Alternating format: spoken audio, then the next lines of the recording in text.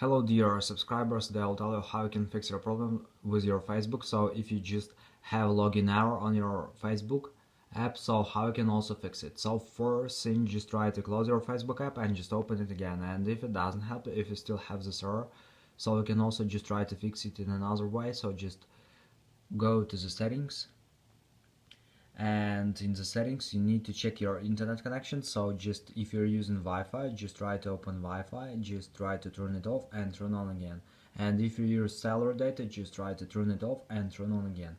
Also, you can try to restore your Wi-Fi router, so sometimes it also helps.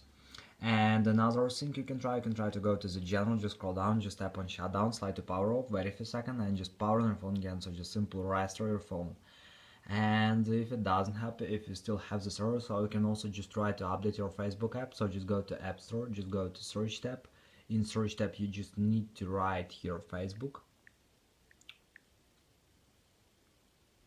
and if you see here not open but update, just tap on update and wait until it will successfully install the latest updates for your Facebook application. So thanks for watching, have a nice day, subscribe to my channel, click like, and goodbye.